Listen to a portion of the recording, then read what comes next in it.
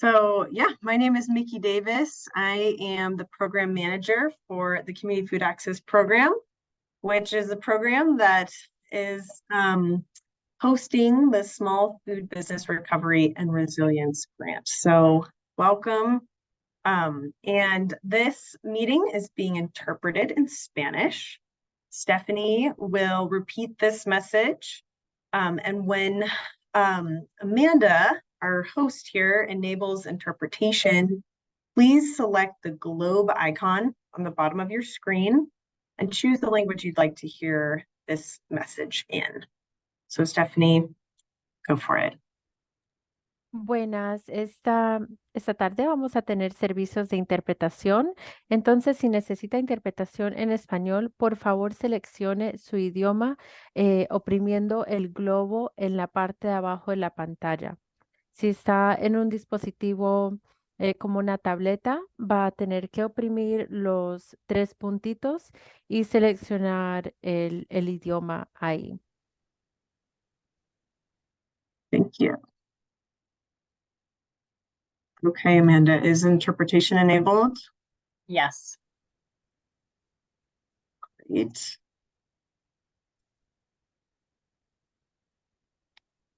Okay. All right. Was everyone able to select the language that they'd like to hear this meeting in? Thumbs up. Okay, see some thumbs up. Great. Okay, well, we will get started. So again, my name's Mickey Davis, and thanks for being here for the first information session for the first round of the Small Food Business Recovery and Resiliency Grant hosted through the Department of Agriculture. Resiliency Grant. So we'll start out with some quick introductions of the team. My name is Mickey Davis. I'm the program manager. Pass it to Amanda. Hi, everyone. My name is Amanda Laban. I'm the Senior Programs Manager in the Markets Division, focused on ag and food systems development. Hand it over to Adonai.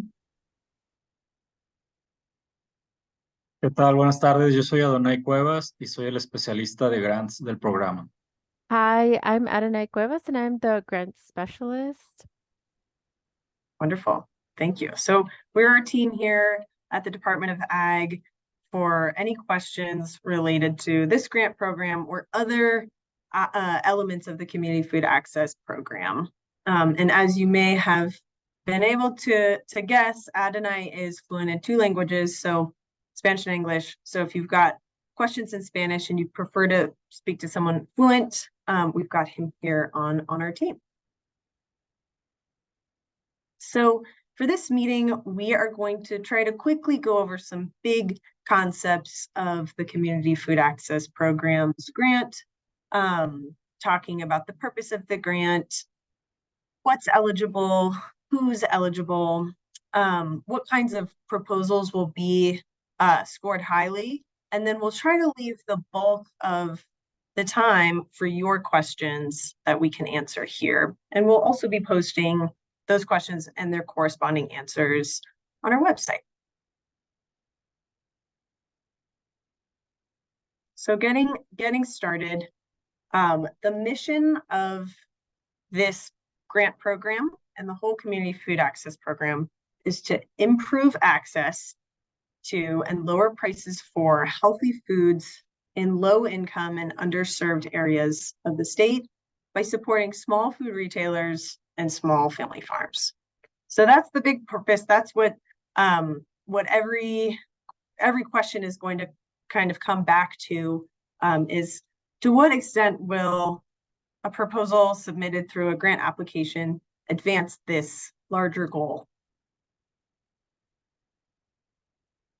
So some important details here about the grant.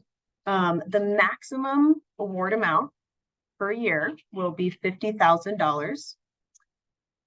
The maximum award amount in round 1, the round that's open now, will be $2.5 million. However, the total amount we'll award will be around $5.5 to $6 million So we'll be reserving most of the funds for a round 2 that will open up in the early months of 2024.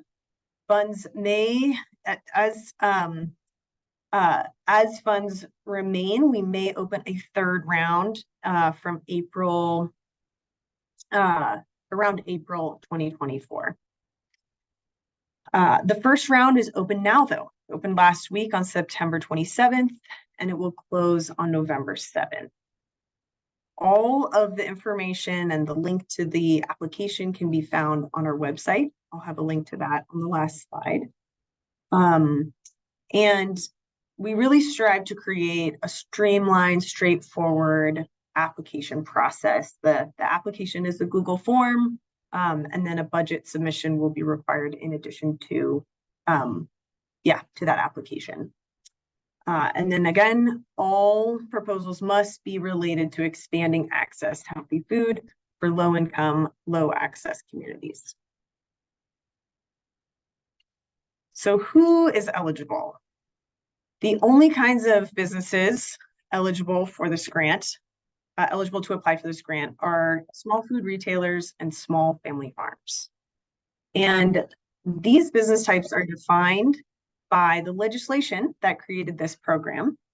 So a small food retailer is defined as a Colorado owned and operated, independently or nonprofit owned retail store with less than 10,000 square feet of retail space, located in or providing food to a population that's low income, low access, and must carry 3 out of 4 categories of federally defined staple foods.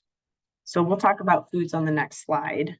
But that's what a small food store is defined as. However, small food retailer could also be a farmer's market or a farm direct operation like a farm stand or a CSA, as long as it is already or demonstrates an intent to become SNAP or WIC authorized where allowed. That was a small food retailer. I know there's a lot of components to that definition. You can find that definition on our website as well. Small family farms are also able to apply. And the definition of small family farm is Colorado owned and operated farm that has under $350,000 in gross revenue. So because there are some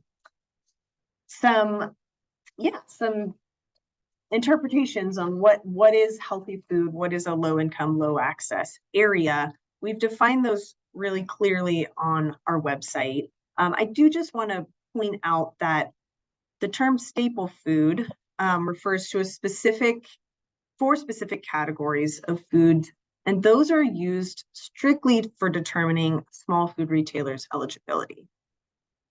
Healthy food, which is the kinds of food that this grant will expand access to, that has a different definition from staple food. So do take care to notice that difference. And we will be asking, if you are applying as a small food retailer, do you carry 3 out of 4 of these categories of staple foods?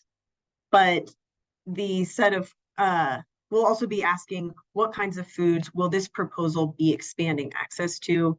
And those can be different from staple foods.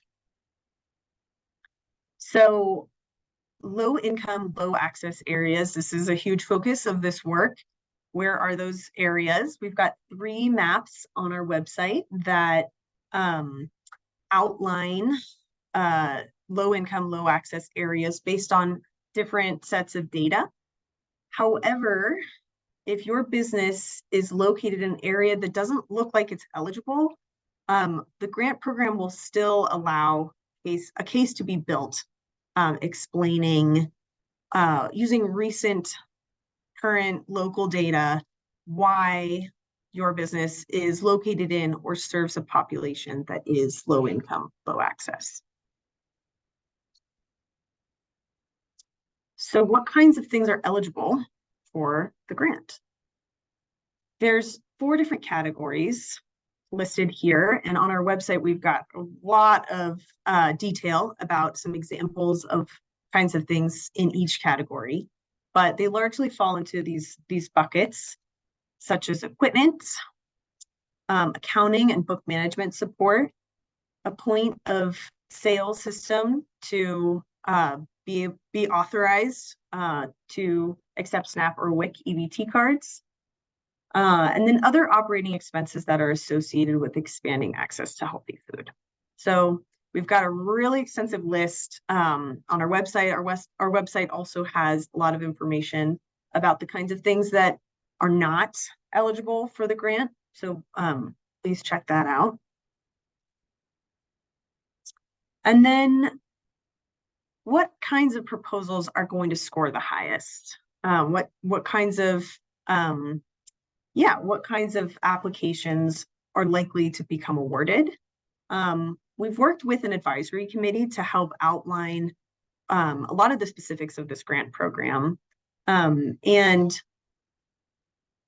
the committee determined that the proposals that have the greatest reach, they have the greatest potential to actually improve access for healthy food for the most number of affected people, those will score really high. In addition to that, proposals that can substantially reduce the price of healthy food will score really highly as well. Proposals that can create a lasting impact beyond the period of funding and result in dollars remaining in the community instead of folks having to leave their community to access healthy foods. Additional priorities for these grant proposals include proposals that will promote a comprehensive response to local food access, farm, and nutrition issues. Proposals submitted by an underserved member of an area, of a low-income, low-access area. And proposals that advance or implement environmental stewardship and pay homage to respecting Colorado's resources. So that's our high-level quick overview. Our website is up here at the top. I'll drop that in the chat. I highly encourage folks to check out all of the extensive information on our website. We've got a whole packet of grant guidelines on there. You can check out the application questions before you apply. You can see some frequently asked questions. That's where we'll put all of the questions asked in this session today. And you can even see what an awardee can expect to happen after their proposal is awarded. What kind of reporting is required, what kind of invoicing is required, what kind of supporting documentation will be required. So that was my quick overview of the elements of this program. Now I'd like to open it up for questions. So feel free to type a question in the chat, or raise your hand. There's a hand raised feature, and we'll call on you one at a time. So we can start with Jay. What's your question? I visited a farmer the other day who has a big, operation and a farm stand, and both of them could use more funding. And so I'm curious if he can apply as a food retailer as well as through his farm. Like, can one person put in 2 applications for separate things? That is a great question, and it's something that we thought about with the advisory committee. We did not put a limit of the number of applications that one eligible business can submit. I would just encourage those applicants to think about what's the most comprehensive response. going back to these priority proposals, which proposal is likely to truly expand access? And remember that the maximum amount of funding that a single business can receive per year is $50,000. Okay, that's great. Thank you. Jay, that brings up a good question about farmers and where they're, sorry, let me stop sharing my screen and try to get to the area I want to show you here. Farmers may fall into two categories, right? They fall into this definition of a small family farm, perhaps, but also they could be a small food retailer that is that has a farm stand or a farm direct operation. So I encourage you, if you're in that situation, to think about what are the kinds of requests I'm going to be making in my proposal. And if they're related to retail activities, fill out the small food retailer farm direct application. And if they're related to sort of more upstream costs, like growing the food, expanding your season, distributing and delivering to small food retailers in low income, low access areas, fill out the small farmer application. Mickey, I'll go ahead and read the questions as they come in, just to make it easier. So the first question was from Cindy: are nonprofit farm projects eligible? And then the follow-up was, we are a 501c3 who have a farm where we sell food and use it for our food pantry. So nonprofit farms are eligible to apply.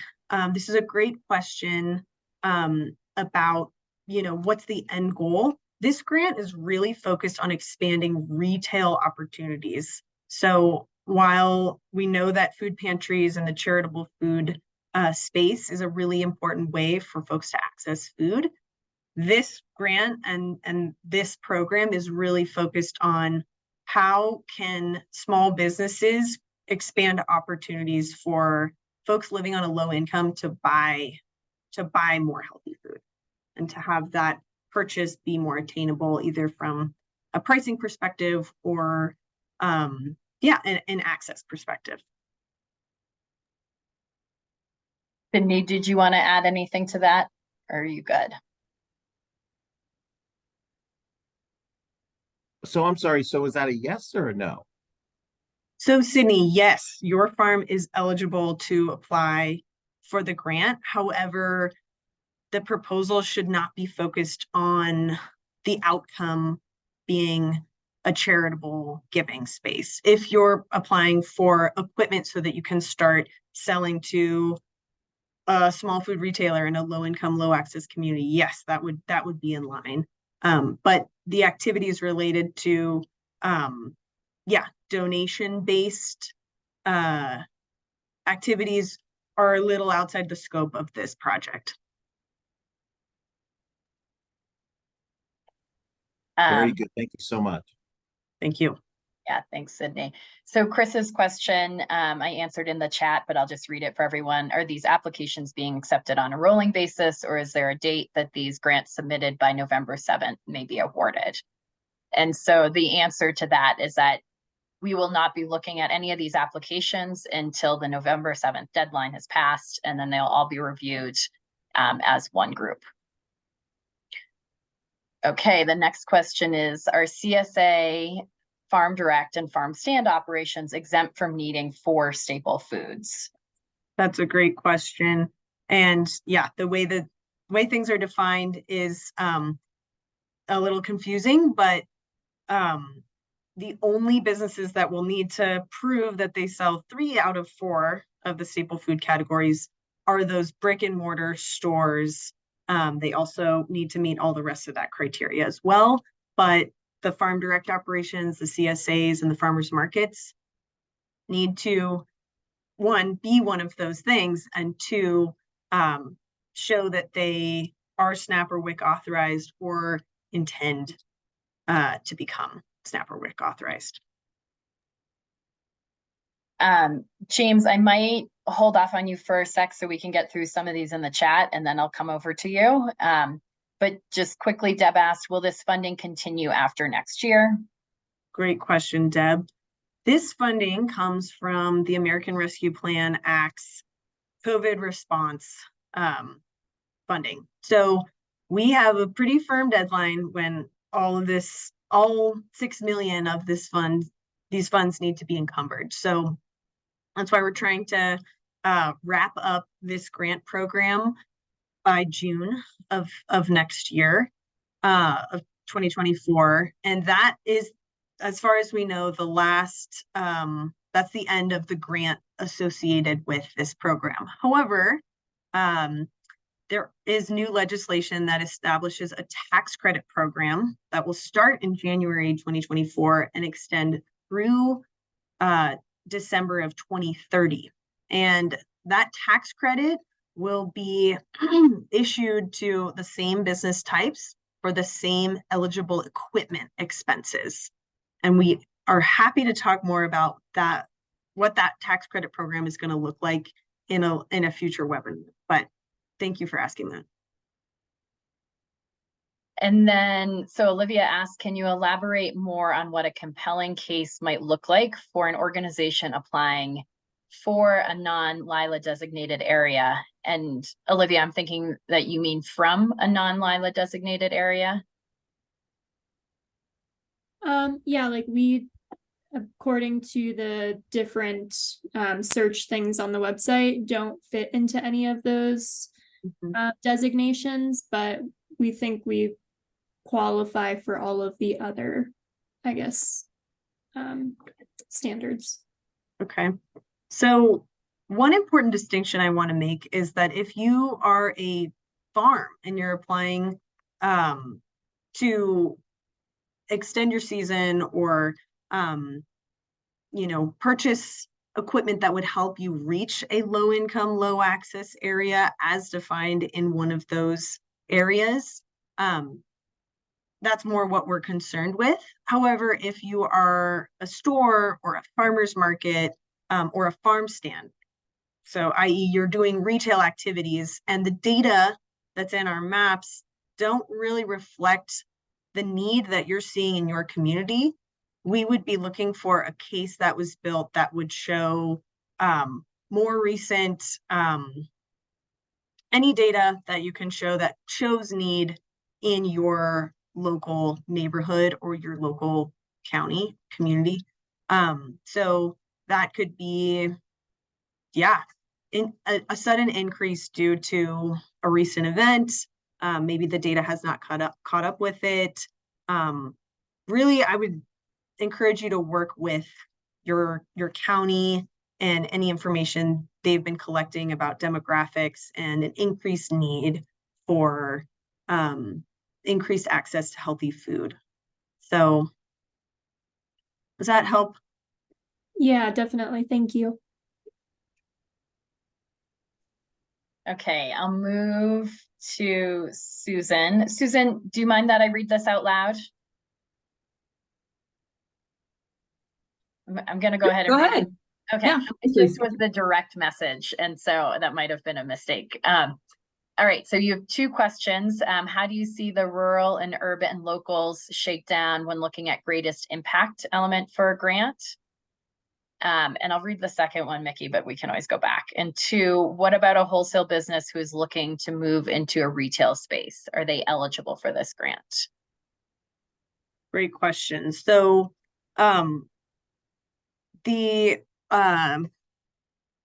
awards will be assessed holistically, and at least 30% of awards will be, or of the funding will be awarded to rural areas.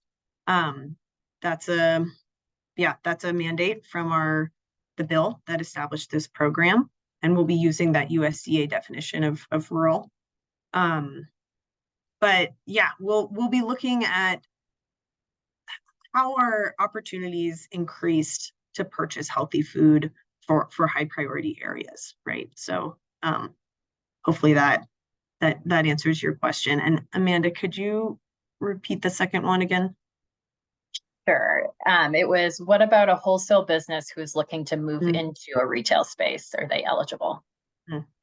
So unfortunately, the legislation really strictly outlines that the only businesses that are eligible are the ones we described. So businesses will need to prove that they meet that criteria, and they'll be required to submit supporting documentation to meet those standards.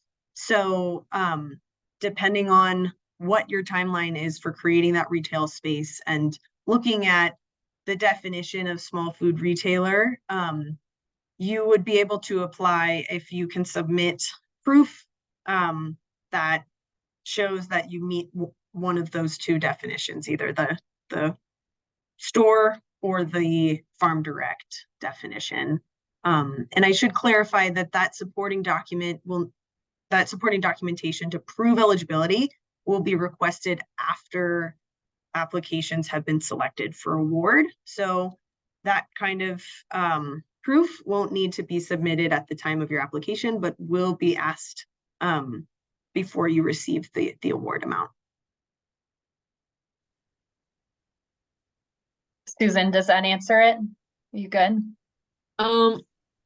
Actually, on that second one, I'm not sure that I'm exactly good. So yes, there's a wholesaler and he's looking to move in to a farm stand or a retail space. So you're saying that he doesn't necessarily have to have a lease in place, but maybe a business plan?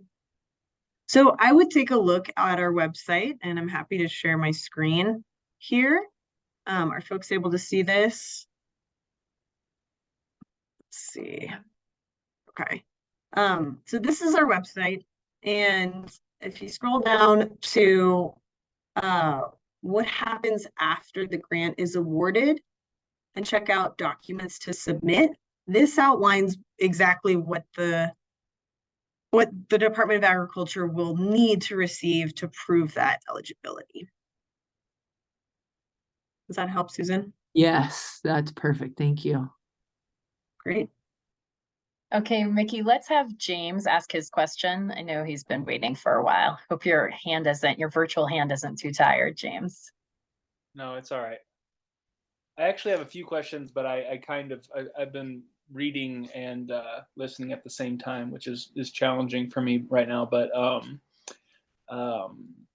so one of them is when it comes to like scoring points, I guess, on the application, is it better to sort of ask for a smaller amount and a very specific and very like maybe more simple thing that you might need that can increase your capacity? Because that's what I'm looking at, is like, how can I increase capacity on the farm so I just have more produce, and then I can bring it to more produce to market and have be able to sell and get SNAP and get the other benefits that I can then move more product that way. So like, for instance, just ask for a small amount to build, like, say, a pack, like a walk-in cooler, which would increase a bottleneck or would reduce a bottleneck in my operation.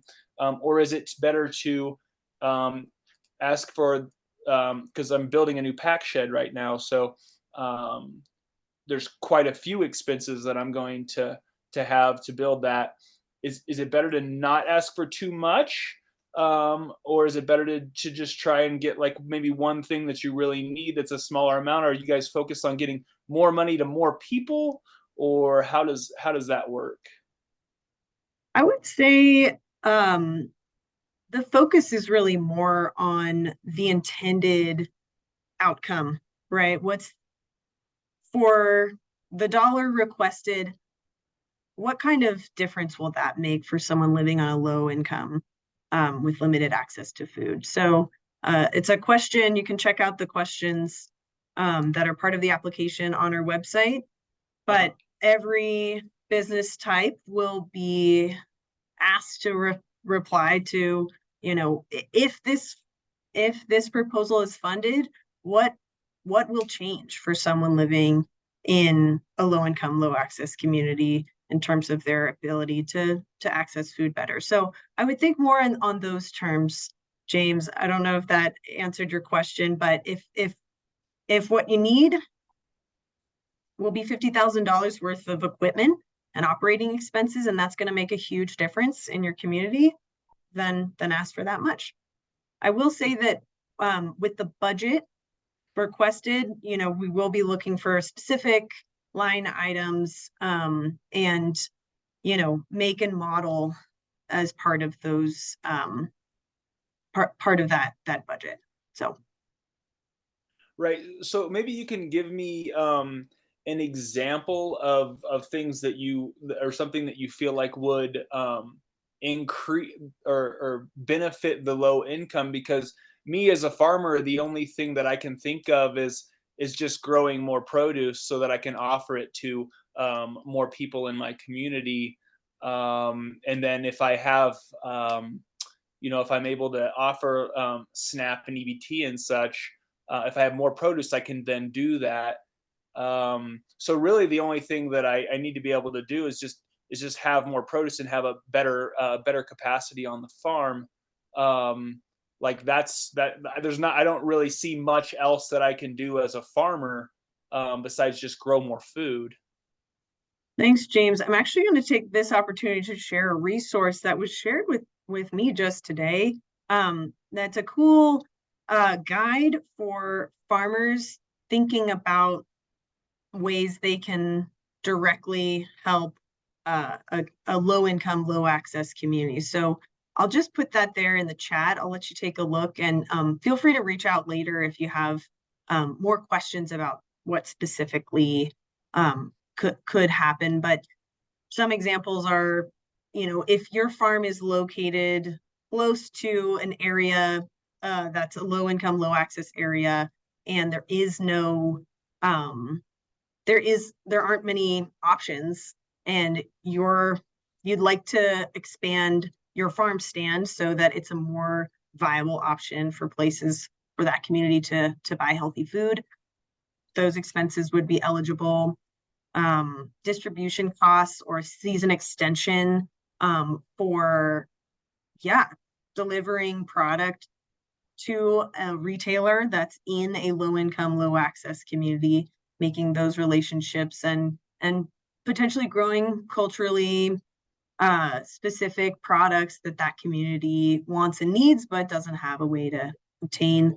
Those are some examples right off the top of my head, but feel free to take a look at that guide that I put in the chat. And we're going to put this guide on our website. It was just brought to my attention today. So I think it's a useful tool. Okay, so let's go to the next question. And this is about funding a project that's already in progress. And so Derek was saying that, if a project that falls under what is covered and this grant is underway, can it be funded, or does it have to be a project that is proposed in the future? For example, building cold storage now. Can the grant be applied to this? That's a good question. One huge part of the due diligence of the Department of Agriculture when granting out these funds is double checking that there has been no duplication of benefits. So the department will be checking to make sure that we're not granting funds for expenses that were already paid for. However, if a grant has been issued, or loans or some kind of funding has already been obtained for a project that's already underway, but there's still a gap, and the whole project's related to expanding access to healthy food for low-income, low-access communities, and specifically in a retail way, then that would be an eligible project.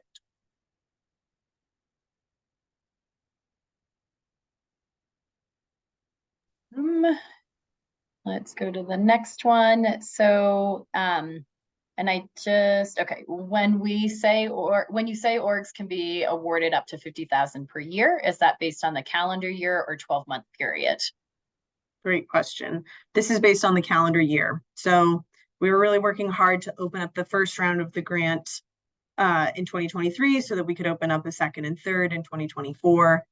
So if your organization has a lot of, or if your business has a lot of big projects on the horizon that's really focused on this, and you get a good proposal in for the first round and also the second, there's a chance that, you know, you could be awarded twice. And I also want to bring up the fact that there will be a tax credit for the next 7 years associated with the same activities. So yeah, I'm really grateful that folks are plugged in now, because there's a lot of opportunity to finance some projects for expanding access to healthy food.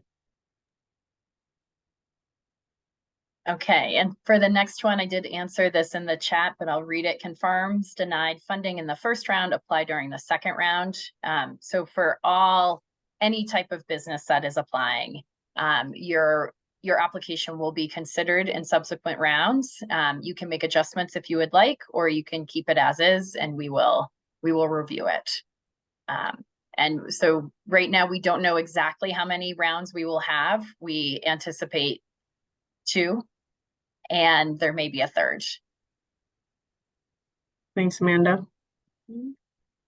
Inka asked about speaking to advance payment for making purchases. Sure. So I'm sharing my screen again. This is back on our website.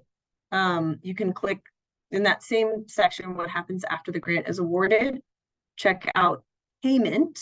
And this is really helpful to look at before you apply.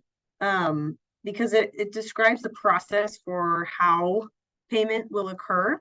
This is not a reimbursement-based grant. We will, the department will award the payment in full upfront, but we do need to be invoiced with the specifications of what is being purchased or what expenses are being made.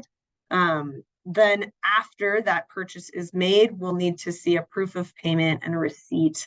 And in the case of some of these operating expenses, you can read about what other sorts of documentation is required, but some is a little more administratively burdensome than others. So if you take a look here and you think, oh gosh, I don't know that I will have the bandwidth to submit route images with starting and ending addresses in order to be paid for mileage expenses, then, you know, don't include a mileage expense in your proposal.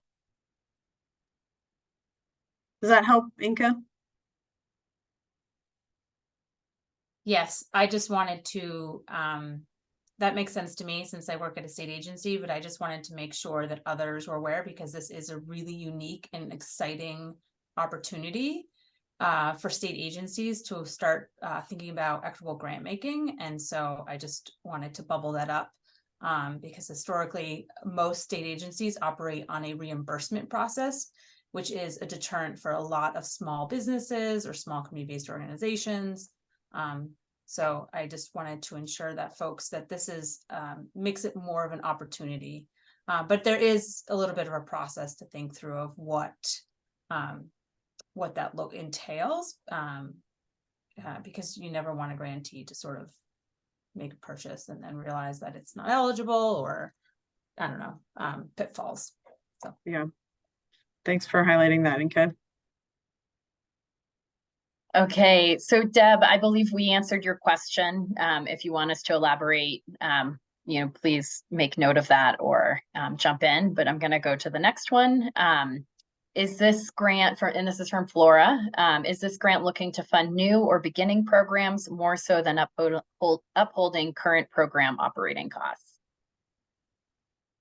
That's a good question, Flora. I'm just going to kind of go back to the grant is focused on expanding access. So whether that's sort of a beginning business, a beginning program, or an established one that's looking for expenses to be covered that will help them expand access, that's, yeah, they're sort of on equal footing there. I will just kind of reiterate that our legislation didn't define eligible businesses as not yet established small food retailers or not yet established small family farms. They do need to already have that designation in order to be eligible to apply. But they can be in the beginning phases of the business.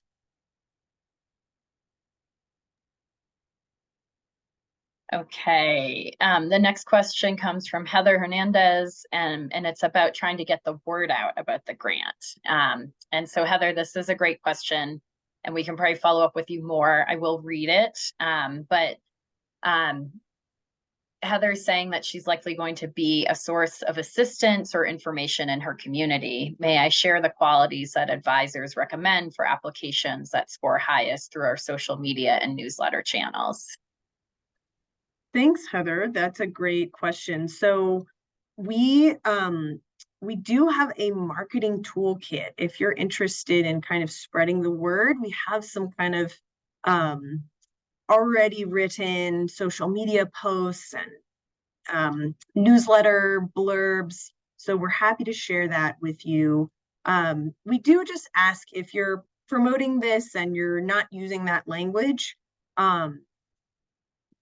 send us a draft of what you're hoping to send out, and we'll just proof it for accuracy and tone to make sure it's all in line.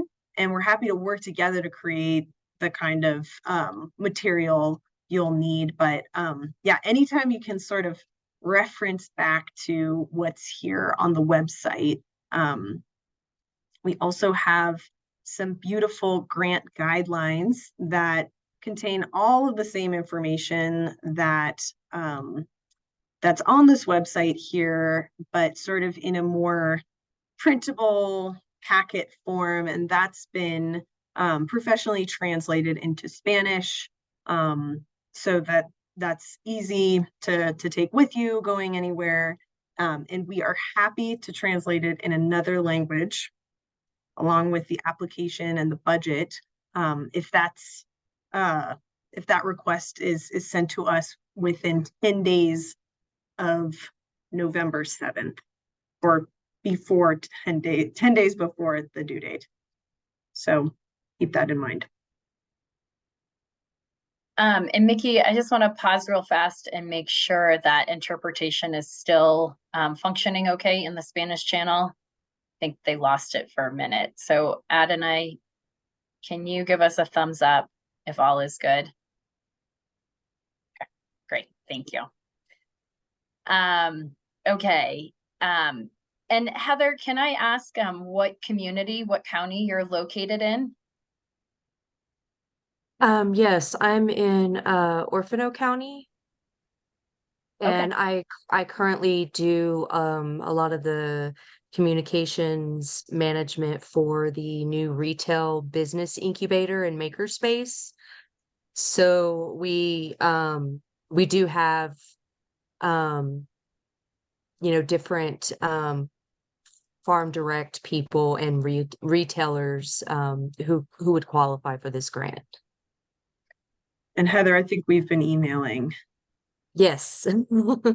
So we can keep working together. Thanks. Yeah, I just want to, if there's anything like additional that y'all have in terms of like what, I've got everything in the toolkit, and I'll make sure to kind of use that information. But if there's anything that you might have that's helps people kind of understand the kind of impact that you're looking for, in not only expanding access, but like beyond the grant, I think all that information is going to be helpful. It could come down that I may need to help people with the application and preparing the information that's required, like the budget and things of that nature. So I'll look more closely at the website just for my own information. But yeah, anything that y'all have would be great and helpful. So I'm going to put together like a repository of information for folks so they can I can answer any questions they might have. Wonderful, thank you. And we'll be updating this website with good questions coming in and their corresponding answers too. So thanks for that. Okay, Jay, I'm gonna have you sit tight for a quick minute, so I can get to some of Marion's questions. Are these grants limited to vegetable farmers, or does it also include animal producers?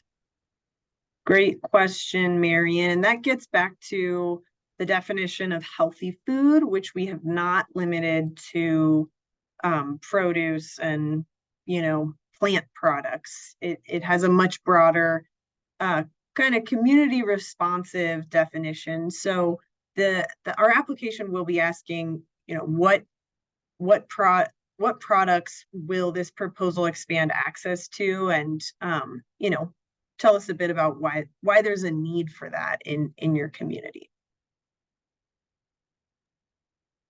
Okay, and then follow-up question for Marion was asking a question about SNAP and WIC. Do the grant applicants have to be members or will become, I assume, SNAP authorized? So right, the way the legislation defines small food retailer for Farm Direct is already SNAP or WIC authorized where allowed, or demonstrates an intent to become. So we'll be looking for that demonstration of intent. But no, if folks are not quite yet SNAP authorized, that doesn't prohibit them from submitting an application or being awarded. Can I just ask a follow-up? Does this mean then you can make part of your application that you want to apply and then ask for some funds to help you do that and manage it? Is that? Yes. Okay. Yes. Yeah. Thank you. Yeah, sure. Okay, Rachel is asking about contract services for packaging or packing and storing. If we do our own packing, can it cover personnel expenses for that? So the personnel question is a tough one. The source of the funding is really focused on not enabling supplanting. So for employees doing tasks that they already do, there needs to be a really clear case for how that has expanded. Is there a new hire because of the new need for new product? Amanda, do you want to elaborate? I think you're more articulate on this than I maybe am. Sorry, I was like reading the questions and responding, so I might have lost your train of thought. Sorry, no, I Rachel, does that help at all? It's going to be the personnel expenses and the related paperwork proving that those that payroll expense went to activities or staff that weren't existing prior will be really important, and hence a little bit administratively intensive. So I'm not sure if that's helping, and I encourage you, if that's a real need, and that's to use James's language, a bottleneck in your operation in expanding access to healthy food, then there are ways to include that in your proposal, but there would just be there would need to be a lot of proof that these are expanded. These are not personnel doing activities that happened before the grant. Yeah, so we're looking at partnering with another company specific meals into low income population. So like we'd be looking to start a new program with help from this grant. That would be we don't have to add employees, but we have to add hours. So it would be adding an extra day for one of our employees. Added and hours. it would be specifically like a new program. Okay, yeah, added hours, that definitely helps to reinforce that argument. Sorry you cut out a little bit, but I think I picked up a little bit of what you said. I do encourage everyone to take a look at the definition of healthy food. While it is expansive, It doesn't include prepared meals, hot and ready foods. And that's sort of a line we decided to draw because, because this is focused on retail purchase of ingredients and, items you'd normally find in a grocery store. So hot, ready to eat meals or grab and go meals, they're, again, a little bit outside of the scope of this grant. If it's prepared food but not hot, like it's been prepared but not to be eaten right there, does that fall in the definition? Why don't you take a look at the definition of healthy food on our website, and we can chat further, and we can add this conversation to the Q&A. But yeah, healthy food is really focused on grocery items. If this scope of this work was to provide prepared meals, we would want to open this up to restaurants, right? Because they're really already equipped to do prep, do cooking. So this is much more focused on retail. Hopefully that helps. Yes, thank you. So I'm going to read Amos's because it should be quick, and then Jay will go to you. So we are a grocery store with more than 10,000 square feet of retail space. Does this alone disqualify us from the grant?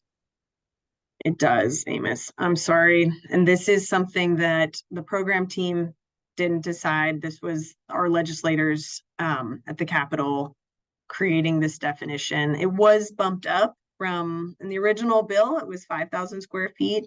In the revision this year, they bumped it up to 10,000. I do want to stress that the 10,000 square feet refers to just that retail shopping area where customers can be. It doesn't include backstock area. It doesn't include parking area. It just includes where retail activity is happening. So, hopefully that helps. Thank you. Okay, Jay, over to you. Just real quick, I wanted to let Heather know I sent her a message in the chat that we do have a contractor in Huerfano County to handle that stuff. And anyway, I put her info, my info in the chat for you, Heather, and feel free to reach out if you want any help with that. Thank you. Thanks, Jay. I'm going to go to Brian's question, and this is building off of a previous question. I can't remember who asked it. Flora, maybe, maybe not. Are staff salaries for veggie distribution and market staffing eligible expenses? On our team, these staff are solely dedicated to serving Lila communities. And yeah, Brian, that's a really great question, and it's the same answer. Well, one, that sounds really in line with that expanded access. We'd want to be seeing that it's expanded activities.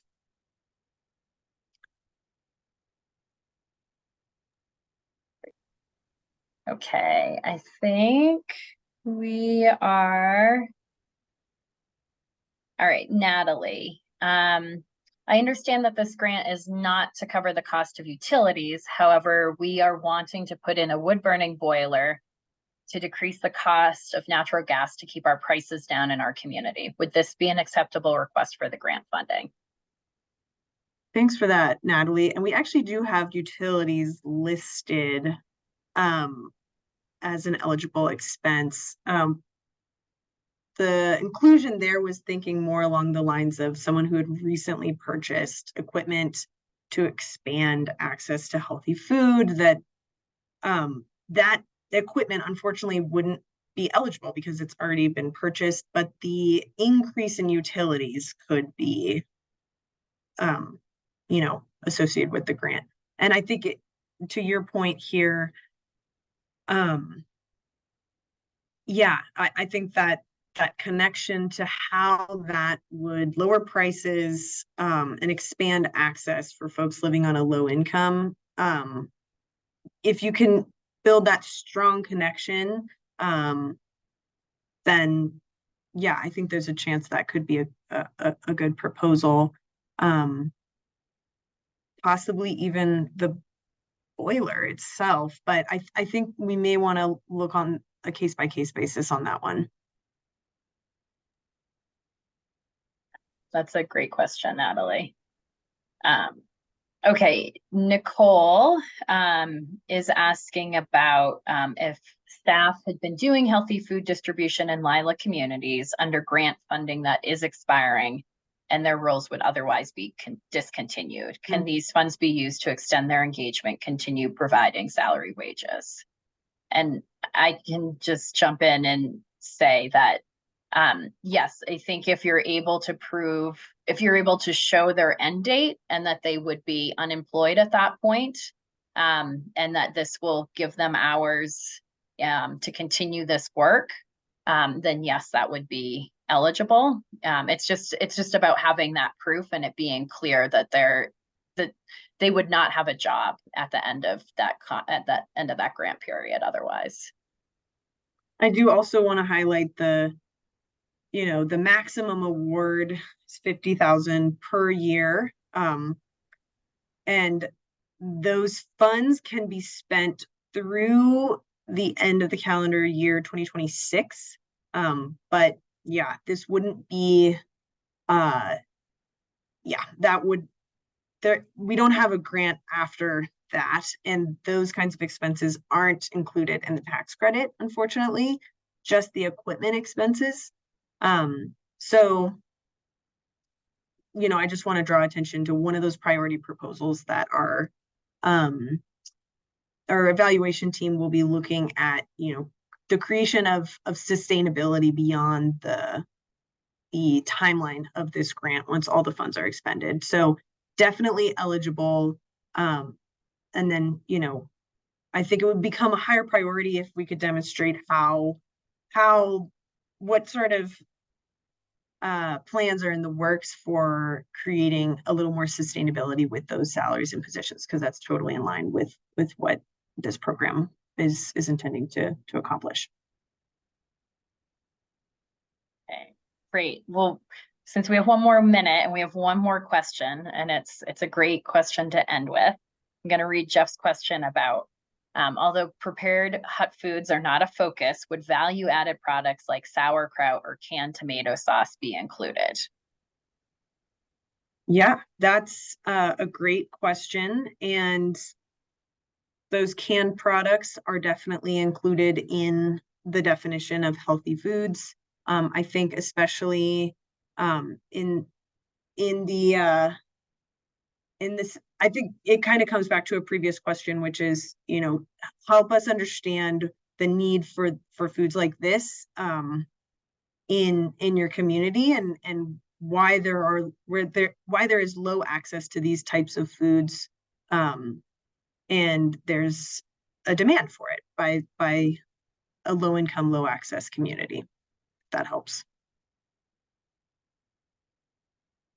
Really great questions, everybody. Thank you so much for being here and bringing all of these situations to this meeting. We've recorded this, so you'll be able to share it. We'll also put these questions into a document that will link under the frequently asked questions section of our website. But in the meantime, please don't hesitate to send more questions our way. Let me put our email in the chat here, and thanks to everyone who has to leave right now. Looking forward to reading some amazing proposals. And Natalie, we can stay on for a minute to answer your question. Gonna pause. Okay, why don't I go ahead and read that? Or Natalie, you can just jump on and ask too if you want. Yeah, that's fine. We did just build a refrigerated trailer to haul all of our produce, and we've been using kind of one of our own vehicles to do that right now, but we are needing to purchase an actual farm vehicle for our farm. And so we were just wondering how to request that. as part of the grant application for a vehicle? Like how does that look? Great question.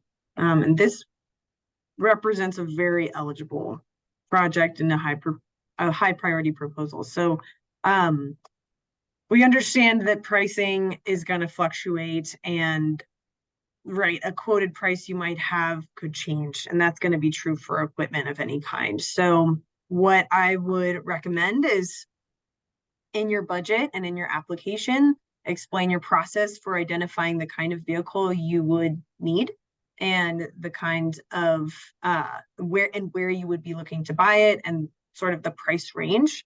And then in your request, request the upper end of that price range. And then if your proposal is awarded, we would go through the steps of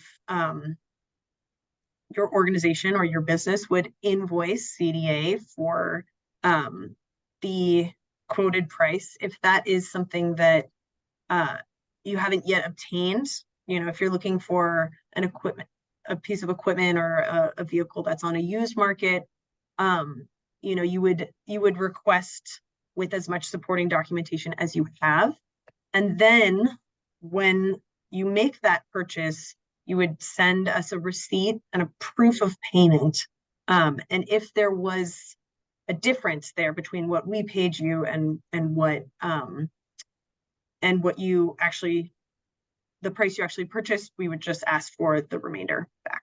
Okay, that makes sense. Thank you. Sure.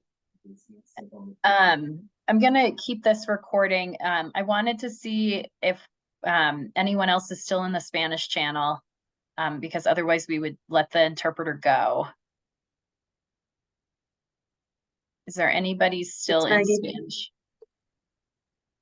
Yeah, I don't think there's anyone else. Okay, great. Right. So yeah, James, we can, do you want to take your mic off mute and ask your question?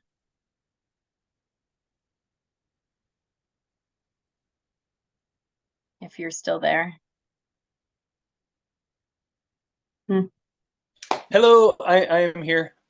Was it me that you were asking for? Yes. Yeah, go ahead with your questions. I just got a phone call right when you said that. So I guess like I'm a small farm and I've got we raise sheep and we do vegetables as our main thing, vegetables for farmers market. So that's our main retail outlet. And then we also built a roadside stand, but this year, because of the bottlenecks I was speaking about, also with labor and then with just having the pack shed being not really sufficient, which I'm building a new one now, made it so that we didn't have really enough produce to be able to do the farm stand. But I foresee in the next year, after getting the pack shed built, that I'll be able to have enough capacity for more staff, and then also to be able to do more than the one retail outlet. But I've got a lot of projects that are going on, and I'm wondering if it's better to, should I do multiple applications for the different projects? For instance, weatherproofing my pack shed. It's just basically a roughed in shed on a concrete slab with a walk-in that I built that needs to be insulated, and the building itself needs to be insulated so we can operate through the winter. And so if we operate through the winter, then we'll be able to sell and provide food to the community for a much longer, year round, rather than for just 6 months out of the year. We're down in Montezuma County. If we get another epic winter like last year, there's no way I'm doing anything through the winter. So it's like, would it make more sense to just like sort of have a smaller ask for, say, the pack shed, getting it insulated and heated with maybe a water heater so that we're not in freezing cold water in the pack shed, or like other, like, say, getting getting the roadside stand insulated and having a cooler in the roadside stand for produce, like that's a separate project.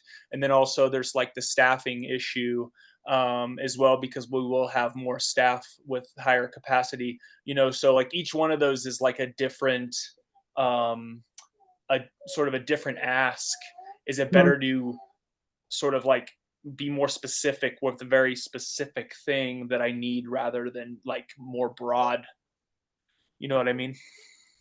James, I'm going to go back to my previous answer, which is,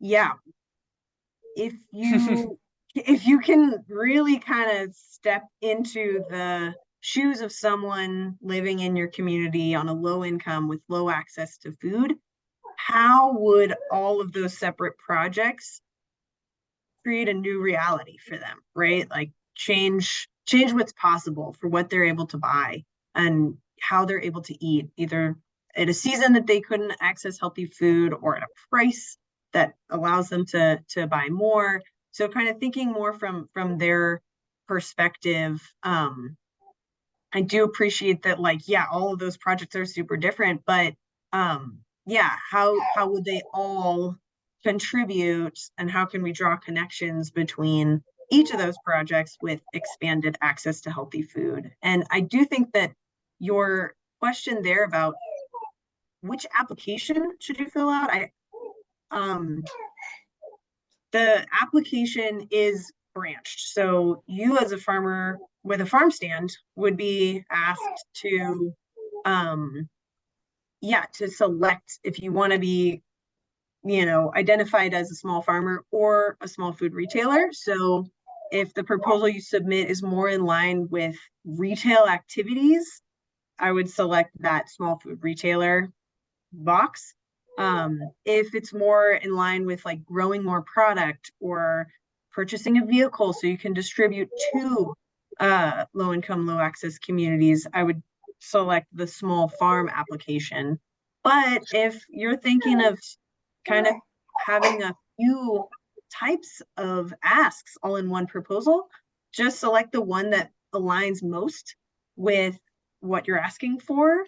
But know that you'll be asked to prove that you meet the definition of small food retailer and small family farmer when it comes time to submit supporting documentation.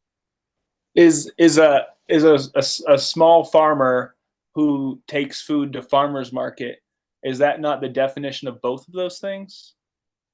A small farmer who's doing retail operations at a farmer's market would be a small a small food retailer, because it's a farm direct operation. So that would be small food retailer. But if what you're requesting is more related to expanding healthy food in kind of a more producer, not retailer capacity, then that kind of puts you in the bucket of small family farmer.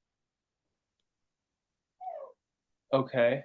They seem to kind of overlap quite a bit there. Yeah, I would encourage you to take a look at on our website. I'm going to go up here to the link where you can view the application questions before applying. Hit that button and you'll be able to see all of the questions and which, what you'll be asked to respond to. And if you feel that the line of questions is easier to answer as one versus the other, then does it seem like this grant is more geared towards one or the other? Is it more geared toward like the retail side, or is it more geared toward like the small farm side, or is it equal?